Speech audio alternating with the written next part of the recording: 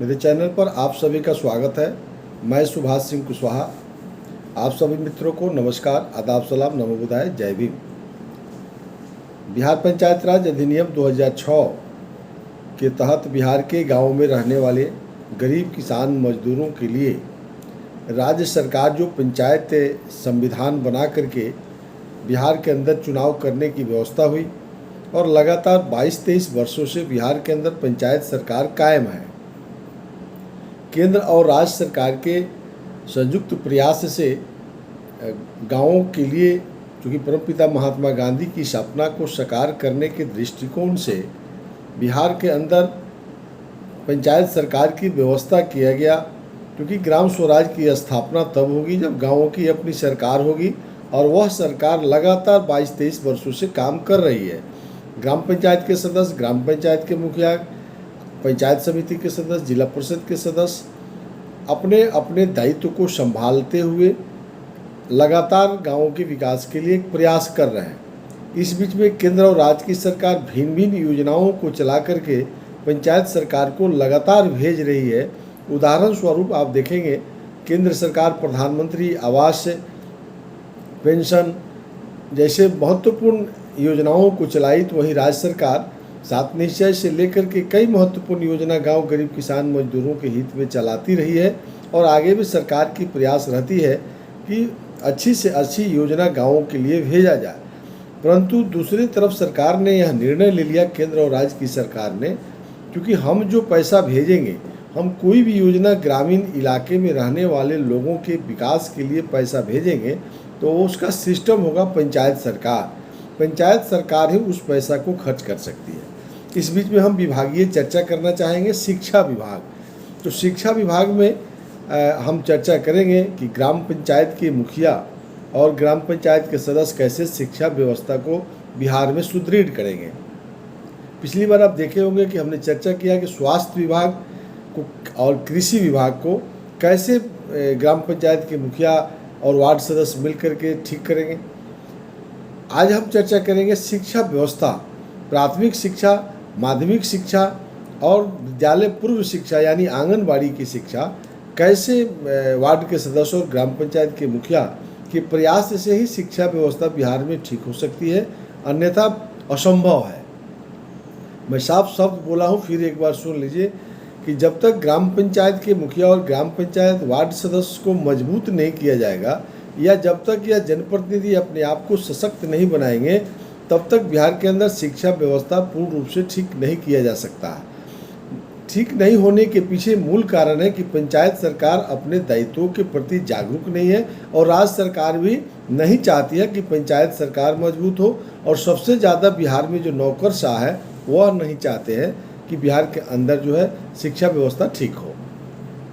तो इस वीडियो को हम लोग सब लोग सुनेंगे, निश्चित रूप से आप इसको अंत तक देखेंगे, तब समझ में आएगा कि कैसे ग्राम पंचायत के मुखिया और वार्ड सदस्य इस व्यवस्था को ठीक कर सकते हैं। चलिए हम सब बने रहेंगे अंत तक, और अंत तक जब तक आप नहीं सुनेंगे तब तक पूरी बात स्पष्ट नहीं हो पाएगी।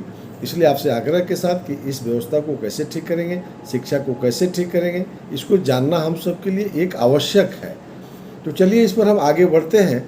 सबसे पहले हम चर्चा करेंगे विद्यालय पूर्व शिक्षा की। विद्यालय पूर्व शिक्षा का सीधा मतलब है आंगनबाड़ी केंद्र। बिहार के सभी पंचायतों में, ऐसे केंद्र सरकार की योजना है, देश के सभी पंचायतों में यह व्यवस्था लागू है। हम चर्चा कर रहे हैं बिहार का। बिहार के सभी पंचायतों के अंदर जितने भी वार्ड क्षेत्र है, वार्ड सदस्यों का जो क्षेत्र है, उस इलाके में एक एक आंगनबाड़ी केंद्र खोलने की केंद्र की सरकार ने राज्य सरकार के माध्यम से व्यवस्था किया। उसमें भी एक फिर सरकार ने संशोधन किया कि जिस वार्ड में जनसंख्या ज़्यादा है, बच्चों की संख्या ज़्यादा है, वहाँ मिनी केंद्र भी खोलने की व्यवस्था किया गया है, और मिनी आंगनबाड़ी का केंद्र भी सुचारू रूप से चल रहा। तो आंगनबाड़ी केंद्र में आप देखेंगे कि 40 बच्चे और बच्चियों का नामांकन किया जाता है जो गरीब परिवार के हैं। विद्यालय पूर्व शिक्षा दी जाती है, यानी प्राथमिक विद्यालय में जाने का एक तरह से ट्रेनिंग कैंप है। आंगनबाड़ी केंद्र में उसको ट्रेनिंग कैंप कह लीजिए, क्योंकि वहाँ ऐसा नहीं है कि पढ़ने की व्यवस्था किया गया है, वहाँ ठहराव की व्यवस्था किया गया है। आदत डालने के लिए पोषाहार, की सुविधा दी जाती है, आपको पोशाक की सुविधा दी जाती है, आपको कई व्यवस्थाएं दी जाती है। जच्चा और बच्चा यानी माँ के लिए भी, गर्भवती माँ जब 6 महीना की गर्भ धारण करती है उस दिन से आंगनबाड़ी केंद्रों पर महिलाओं को पोषाहार की व्यवस्था की जाती है। फिर बच्चा जन्म लेने के बाद 6 महीना तक उस माँ को भी और उस बच्चे को लगातार 6 वर्षों तक सरकार व्यवस्था करती है आंगनबाड़ी के केंद्रों पर।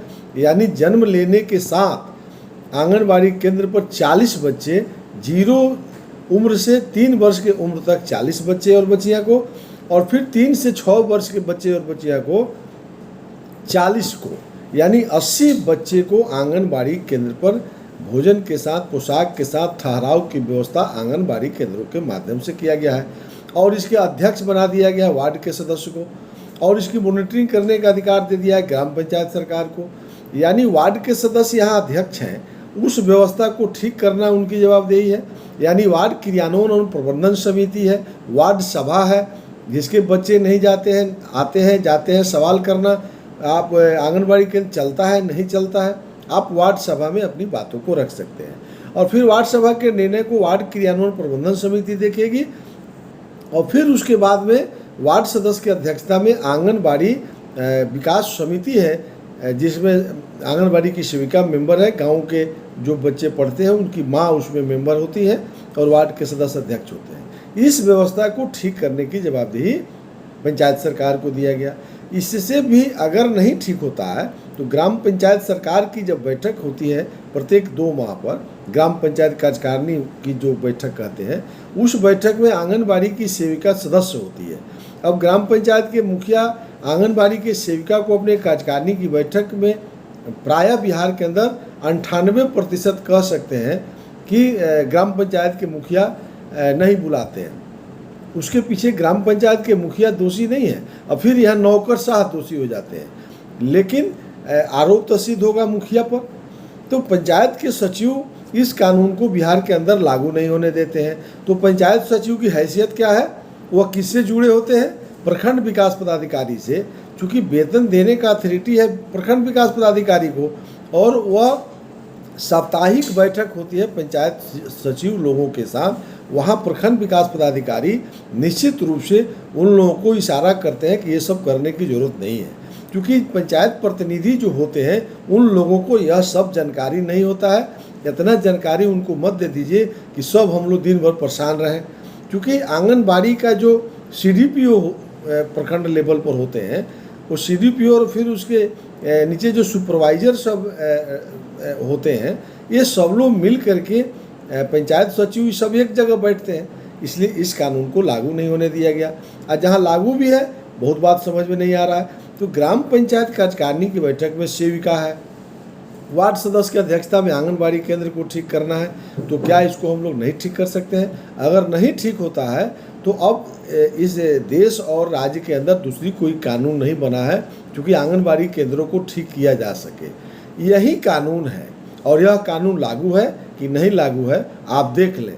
तो यदि आंगनबाड़ी केंद्र पर ही हम ठीक कर देंगे, बच्चों को ठहराव की आदत लगा देंगे, और उस बच्चे को आंगनबाड़ी की सेविका की जवाबदेही राज्य सरकार ने दिया है, केंद्र सरकार ने दिया है कि जैसे ही 6 वर्ष के बच्चे और बच्चियाँ हो जाता है उसको बगल के प्राथमिक विद्यालय में उसको नामांकन करा देना है। अब आप बिहार के अंदर देखते होंगे कि अब जहाँ प्राथमिक विद्यालय है उसी में एक कमरा की व्यवस्था हो रही है आंगनबाड़ी खोलने का, हुआ भी है। चूँकि उसी आंगनबाड़ी केंद्र में जैसे ही 6 वर्ष का होगा प्राथमिक विद्यालय में नामांकन करना है। अब वार्ड सदस्य और मुखिया को, पंचायत सचिव को गारंटी करना है कि अगर प्रत्येक साल 40 बच्चे निकलेंगे ना, हर साल 40 बच्चे का उम्र 6 साल हो रहा है, तो उस 40 बच्चे का नामांकन प्राथमिक विद्यालय में हुआ कि नहीं, यह वार्ड सदस्य को गारंटी करना है। क्यों? क्योंकि उस प्राथमिक विद्यालय के भी अध्यक्ष कौन है? वार्ड के सदस्य होते हैं, और उसमें 15 महिलाएं जिनके बच्चे उस प्राथमिक विद्यालय में पढ़ते हैं, उन बच्चे की माँ को कार्यकारिणी का मेंबर बनाया गया है विद्यालय शिक्षा समिति का। और जो स्थानीय वार्ड के सदस्य हैं जिनके कार्यक्षेत्र में प्राथमिक विद्यालय है उसके वो अध्यक्ष बनाए गए हैं। कहीं कहीं देखेंगे कि 2-2, 3-3 वार्ड सदस्य के बीच में एक प्राथमिक विद्यालय है, मान लीजिए कि 3 वार्ड सदस्य का क्षेत्र किसी प्राथमिक विद्यालय में है, तो जिसके क्षेत्र में होगा वह अध्यक्ष हो जाएगा और बाकी लोग आमंत्रित सदस्य होंगे और वो अपने अपने आंगनबाड़ी केंद्रों के 40-40 बच्चे का नामांकन सुनिश्चित करें प्रत्येक वर्ष। अब वो वार्ड के सदस्य ही अध्यक्ष है उस प्राथमिक विद्यालय के, उनको हर महीने के अंतिम शनिवार को विद्यालय शिक्षा समिति की बैठक करनी है, यानी विद्यालय की कार्यकारिणी की बैठक करनी है। तो क्या वार्ड के सदस्य पूरे बिहार में कार्यकारिणी की बैठक करवा रहे हैं? अगर नहीं करवा रहे हैं तो वह दोषी नहीं है, यहाँ प्रधानाध्यापक दोषी है। यहाँ प्रधानाध्यापक दोषी इसलिए है कि वह क्यों बता देंगे वार्ड सदस्य को उनके अधिकारों का प्रयोग करने के लिए। और ग्राम पंचायत की मुखिया अब उसके ऊपर कार्यकारिणी की बैठक होती है। अब 2 महीना पर कार्यकारिणी की जो बैठक होती है उसमें प्रत्येक विद्यालय के हेडमास्टर को राज्य सरकार ने मेंबर बना दिया है। ग्राम पंचायत कार्यकारिणी की बैठक वार्ड सदस्य और मुखिया जब बैठेंगे तो उसमें सभी विद्यालय के हेडमास्टर को बुलाना है। तो क्या बिहार में पंचायत सचिव इस काम को करते हैं? इसलिए नहीं करते हैं, फिर यहाँ नौकरशाह आ गए, ब्यूरोक्रेसी आ गया। तो प्रखंड विकास पदाधिकारी नहीं चाहते हैं, वो सिखा देते हैं पंचायत सचिव को कि ये सब तुम लोग मत करो। तो पंचायत सचिव मुखिया को नहीं बताते हैं, इसलिए बिहार के अंदर ग्राम पंचायत कार्यकारिणी की बैठक में विद्यालय के हेडमास्टर को नहीं बुलाया जाता है।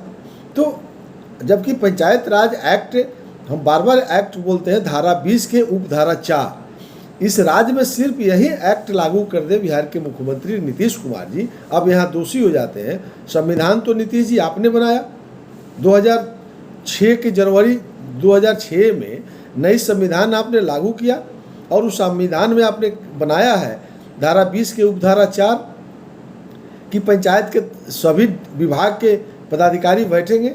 तो क्या बिहार के मुखिया ग्राम पंचायत कार्यकारिणी की बैठक में विद्यालय के प्रधानाध्यापक को नहीं बुलाएंगे तो वार्ड के सदस्य उस विद्यालय के संबंधित विद्यालय के अध्यक्ष हैं, उनकी कार्यकारिणी की बैठक का बिहार सरकार ने कानून बना दिया। प्रत्येक माह के अंतिम शनिवार को विद्यालय समिति कार्यकारिणी की बैठक होगी। क्या बिहार में वार्ड के सदस्य अंतिम शनिवार, हर महीना के अंतिम शनिवार को कार्यकारिणी की बैठक करते हैं? तो जब कार्यकारिणी की बैठक नहीं होगी तो कैसे उसमें पता लगेगा कि हर महीना जो है विद्यालय में कार्यकारिणी की बैठक हो रही है कि नहीं? तो मुखिया की कार्यकारिणी की बैठक नहीं होना यानी विद्यालय के कार्यकारिणी की बैठक नहीं होना। और विद्यालय के कार्यकारिणी की बैठक जब नहीं होगी तो कैसे पता लगेगा कि कौन कौन आंगनबाड़ी केंद्र के बच्चे का नामांकन हुआ, किसका नहीं हुआ? वहाँ के वार्ड सदस्य बैठेंगे ना कार्यकारिणी की बैठक में। तो अब 10 विद्यालय है किसी पंचायत में तो 10 हेडमास्टर बैठेगा। इसलिए हम बोलते हैं कि मुखिया की कार्यकारिणी की बैठक 7 दिन में लगातार समाप्त होगा। तो बिहार में मुखिया लोगों को भी जागरूक होना, आप 10 मिनट में कार्यकारिणी की बैठक कर लेते हैं, सिर्फ 15वां योजना 6ठा योजना ये पास करके घर चल जाते हैं, ऐसी नहीं है। आप ग्राम पंचायत के मुखिया साथियों से निवेदन है, अपने अपने सचिव पर दबाव बनाइए और दबाव बना करके 1 सप्ताह कार्यकारिणी की बैठक बुलाइए लगातार। आप विधानसभा देखते हैं ना, लोकसभा देखते हैं 1-1 महीना का सत्र चलता है, आपको विधानसभा 1-1 महीना का सत्र चलता है। तो आप मुखिया हैं, 29 विभाग की समीक्षा करना है, आप 1 घंटे में कैसे कर लीजिएगा? आप सब डिपार्टमेंट को बुलाते, एक दिन शिक्षा व्यवस्था, स्वास्थ्य विभाग, 29 विभाग को लगातार 7 दिन में वितरण करते, सुबह 10 बजे शुरू करते, 4 बजे तक चलाते, फिर कल 10 से 4 चलाते। यानी एक एक विभाग की समीक्षा करने तक जब आप नहीं करिएगा तो उसी में शिक्षा विभाग है। तो आंगनबाड़ी को ठीक करना, आपके उसके ऊपर विद्यालय कार्यकारिणी की बैठक को ठीक करना, उसके ऊपर आप चलेंगे तो ग्राम पंचायत कार्यकारिणी की बैठक को ठीक करना। तो इतनी व्यवस्था राज्य सरकार ने किया है। इस व्यवस्था के तहत जो है हम तमाम लोगों को चलना पड़ेगा, तब न पता लगेगा। और इसकी जांच के लिए क्या व्यवस्था है जरा इसको देख लीजिए। अब जनता को भी तो आशा लगी होगी हम इसमें क्या करें। तो ऐसा नहीं है, ग्राम पंचायत के सदस्य, ग्राम पंचायत के मुखिया यदि नहीं करते हैं तो आम जनता